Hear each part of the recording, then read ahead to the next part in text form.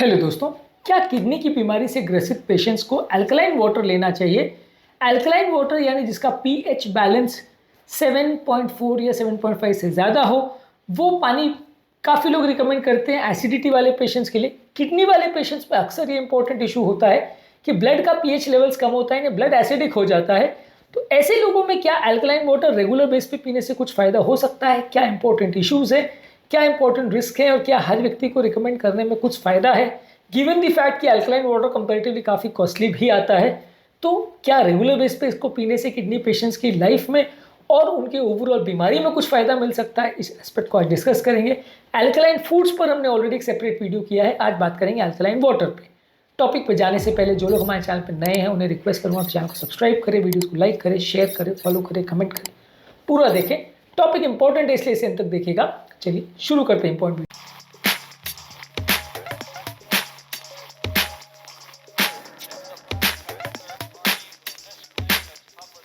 सबसे पहले देखिए, किडनी वाले पेशेंट्स में पीएच बैलेंस कम होता है। पीएच बैलेंस का मतलब है कि हाइड्रोजन आयन का कॉन्सेंट्रेशन ब्लड में कितना है। जितना ज़्यादा हाइड्रोजन आयन का कॉन्सेंट्रेशन होगा उतना पीएच बैलेंस कम होगा। नॉर्मली ये एक्स्ट्रा हाइड्रोजन आयन्स को किडनी यूरिन में से बाहर निकाल देती है। जब किडनी फेल होता है तो ये हाइड्रोजन आयन्स इकट्ठे हो जाते हैं, जिसकी वजह से पीएच बैलेंस कम हो जाता है। अल्कलाइन वाटर का मतलब ये कि उसका पीएच बैलेंस नॉर्मल से ज़्यादा होता है, इसलिए जब आप एसिडिक पेशेंट में अल्कलाइन वाटर को दोगे तो वो ब्लड का पीएच बैलेंस को नॉर्मल करने में मदद करेगा। इसलिए कॉन्सेप्ट वाइज तो डेफिनेटली किडनी के पेशेंट में अल्कलाइन वाटर पीना सेंसिबल है। वो अगर जानबूझ के स्पेसिफिकली अल्कलाइन वाटर पीते हैं तो उनका किडनी का जो एसिडोसिस है उसको कवर करने में मदद मिलेगी, क्योंकि किडनी के पेशेंट में एसिडोसिस को कम करने के लिए हम अलग से टैबलेट्स भी देते हैं। सोडा बाइकार्ब के टैबलेट्स वगैरह देते हैं जो कि अल्कलिनिटी को बढ़ाते हैं और एसिडोसिस को कम करते हैं, ये अलग से हम देते हैं। तो मान लीजिए अगर आप पानी ऐसा ले रहे हो जो अल्कलाइन है तो उतनी टैबलेट्स की ज़रूरत नहीं पड़ेगी और आपका जो अल्कलाइन कंटेंट है वो मेंटेन रहेगा और ब्लड का बाइकार्बोनेट लेवल मेंटेन रहेगा, जो कि किडनी पेशेंट्स में कम होता है, और आपका ओवरऑल पीएच बैलेंस मेंटेन रहेगा। तो गिवन दिस फैक्ट, ये एक इंटरेस्टिंग कॉन्सेप्ट है कि आप किडनी पेशेंट्स को अपफ्रंट ही पहले से बोल दो कि आप अल्कलाइन वाटर पियो, तो उनका हाइड्रोजन आयंस का लेवल्स मेंटेन रहेगा। इसके अलावा ऑब्वियसली पानी है, किडनी पेशेंट्स में पानी काफ़ी इंपॉर्टेंट है, क्योंकि हाइड्रेशन मेंटेन करना आवश्यक है। किडनी के पेशेंट को अक्सर बोला जाता है कि आप ज़्यादा मात्रा में पानी लीजिए, उससे उनका पीएच बैलेंस मेंटेन रहेगा और ओवरऑल हेल्थ मेंटेन रहेगी। ज़्यादा मात्रा में पानी पीने से ब्लड के टॉक्सिन्स फिल्टर आउट करने में और वेस्ट वाटर्स फिल्टर करने में किडनी को मदद मिलती है। इसके अलावा जो अल्कलाइन वाटर होता है उसमें कुछ अल्कलाइन प्रॉपर्टीज़ के अलावा कुछ एंटीऑक्सीडेंट प्रॉपर्टीज़ भी रहती है, जो कि ब्लड के अंदर मौजूद फ्री रेडिकल्स को कम करने में मदद करती है, जिससे ब्लड का या बॉडी का ऑक्सीडेटिव स्ट्रेस कम हो जाता है और ओवरऑल हेल्थ में भी मदद मिलती है। तो यानी किडनी वाले पेशेंट्स अगर बॉडी में अल्कलाइन वाटर लेते हैं तो उनके अंदर मौजूद जो फ्री रेडिकल्स हैं, जो कि बॉडी में इन्फ्लेमेशन बढ़ाते हैं, सूजन बढ़ाते हैं, हार्ट अटैक लगता है, बहुत सारी बीमारियों का इनका योगदान होता है, उसको भी कम करने में मदद मिलेगी और ओवरऑल ये बेनिफिशियल रहेगा। लेकिन इशू क्या है? इशू ये है कि अल्कलाइन वाटर्स में कई बार इलेक्ट्रोलाइट्स की मात्रा ज़्यादा होती है, क्योंकि ये कई बार रॉक सॉल्ट और ये सारी चीज़ों से बनाए जाते हैं, अल्कलाइज करके बनाया जाता है। ये सब के चक्कर में किडनी पेशेंट में अगर आप ज़्यादा मात्रा में इलेक्ट्रोलाइट्स लेते हो तो पोटेशियम और फॉस्फोरस का बैलेंस गड़बड़ हो सकता है और किडनी पेशेंट में ये इंपॉर्टेंट इश्यूज हो सकते हैं कि आप जिस सोर्स से अल्कलाइन वाटर ले रहे हो उसमें क्या मिलाया गया है पानी को अल्कलाइन करने के लिए, वो देखने की ज़रूरत है। कई बार इसमें फॉस्फोरस या पोटेशियम आयंस की मात्रा ज़्यादा हो सकती है, जो कि नॉर्मल व्यक्ति में तो फर्क नहीं पड़ेगा, पर किडनी पेशेंट में ये दोनों ही इलेक्ट्रोलाइट्स डेंजरस होते हैं। इसलिए ज़्यादा मात्रा में, खासकर एडवांस किडनी डिजीज में अगर आप इसको दे रहे हैं और फॉस्फोरस पोटेशियम बढ़ जाता है तो फायदे के बदले नुकसान होगा। इसके अलावा कई पेशेंट्स में जिनको किडनी फेलियर ज़्यादा होता है उसमें फ्लूइड रिस्ट्रिक्शंस भी होते हैं। जो डायलिसिस वगैरह पे पेशेंट होते हैं उनको आप बहुत ज़्यादा एक्स्ट्रा मात्रा में पानी नहीं लेने को बोलते हो। जो पेशेंट अगर डायलिसिस वगैरह पे रहता है, वो अगर यूरिन नहीं निकाल पा रहा होता है या ओलिगुरिया का पेशेंट होता है, यूरिन नहीं बन रहा होता है, तो वहाँ पर एक्सेसिव आप अल्कलाइन वाटर पिलाओगे तो पानी बॉडी में इकट्ठा हो जाएगा, निकल नहीं पाएगा, तो उनको पानी का रिस्ट्रिक्शन वैसे भी बोला जाता है। तो कितना पानी लेना है वो आपको डॉक्टर से पूछना पड़ेगा। इसके अलावा अल्कलाइन वाटर का किडनी पेशेंट में कितना रोल है ये साइंटिफिकली प्रूवन नहीं हुआ है। इनफैक्ट अल्कलाइन वाटर का रेगुलर पेशेंट में भी कितना रोल है ये भी साइंटिफिकली उतना प्रूवन नहीं हुआ है।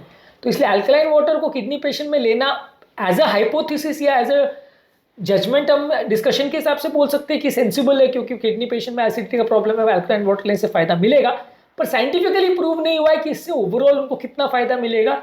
गिवन द फैक्ट कि मैंने बोला कि महंगा पड़ता है, तो आप एक्स्ट्रा कॉस्ट जो बेयर कर रहे हो उससे पेशेंट को एक्चुअली कुछ फायदा हो भी रहा है कि नहीं, वो अभी तक किसी साइंटिफिक स्टडी में प्रूव नहीं हुआ है। तो इसलिए अभी तक साइंटिफिक एविडेंस नहीं है ये बोलने के लिए कि हर किडनी के पेशेंट को अल्कलाइन वाटर पिलाना बहुत सेंसिबल डिसीजन है और उससे उनको लॉन्ग टर्म कुछ एक्स्ट्रा फायदा मिलेगा, ऐसा अभी तक साइंटिफिक एविडेंस अभी तक मार्केट में नहीं है। इसके अलावा अल्कलाइन वाटर पीने से कुछ थोड़ा सा इश्यूज भी हो सकते हैं। कुछ लोगों को अल्कलाइन वाटर ज़्यादा मात्रा में पीने से ब्लोटिंग और गैस का प्रॉब्लम भी हो सकता है, ये एक थोड़ा इशू होता है। कुछ लोग को जिनको बॉडी में एसिडिटी वैसे भी कम है, उनका एसिडिक कंटेंट कम है, उनको अल्कलाइन वाटर पीने से पेट की नॉर्मल नेचुरल एसिडिटी कम हो सकती है, जिससे खाना पचाने में उनको और दिक्कत आ सकती है, इनडाइजेशन का प्रॉब्लम बढ़ सकता है। दूसरा, ये अल्कलाइन वाटर कई बार आपकी मेडिसिन के साथ भी इंटरेक्ट कर सकता है। आपको कितने डोज में कौन सी मेडिसिन लेने की आवश्यकता है वो भी सिग्निफिकेंट वेरी कर सकता है यदि आप अल्कलाइन वाटर लेते हो तो अल्कलाइन वाटर का जो है ड्रग इंट्रैक्शन भी थोड़ा सा नॉर्मल वाटर से अलग होता है। नॉर्मल वाटर का दवाइयों से जो इंट्रैक्शन है और अल्कलाइन वाटर का जो इंट्रैक्शन है उसमें फ़र्क है। अब आप अल्कलाइन वाटर लेते हो तो आपकी दवाइयों के डोजेस में थोड़ा सिग्निफिकेंट डिफरेंस आ सकता है, दवाइयों का असर कम ज़्यादा हो सकता है, जिसको ध्यान रखने की आवश्यकता है। तो मॉरल ऑफ द स्टोरी ये है कि आपको आपके डॉक्टर के साथ डिस्कस करना पड़ेगा यदि आपको किडनी का प्रॉब्लम है, और यदि किडनी के प्रॉब्लम में आपको पीएच बैलेंस कम है तो अल्कलाइन वाटर पीना सेंसिबल है। कितनी मात्रा में पीना है, कितना टोटल वाटर पीना है और कितना आपकी बॉडी में एल्कलोसिस या एसिडोसिस की आवश्यकता है, उसके हिसाब से आप अपना अल्कलाइन वाटर और उसके डोजेज और उसके पीएच बैलेंस को डिसाइड करें। लेकिन ओवरऑल अल्कलाइन वाटर पीना एक सेंसिबल कॉन्सेप्ट जरूर है, लेकिन बिना डॉक्टर की सलाह के इसको ना लें। डायरेक्टली अपफ्रंट हम सबको नहीं बोल सकते कि किडनी का प्रॉब्लम से बचना है तो अल्कलाइन वाटर पियो, ऐसा कुछ नहीं है।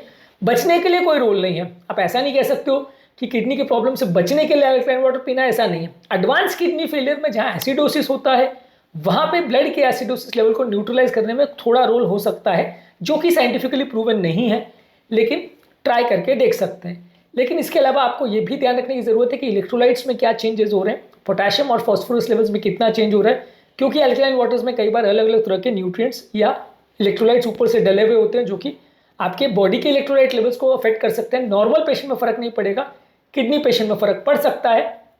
इसके अलावा आप एक बैलेंस हाइड्रेशन को मेंटेन करिए, नॉर्मल पानी पीजिए, थोड़ा बहुत अल्कलाइन वाटर भी पीजिए, एक नॉर्मल बैलेंस हाइड्रेशन मेंटेन करिए, तो वो ज़्यादा बेनिफिट करेगा एज कम्पेयर टू सिर्फ अल्कलाइन पानी पीना।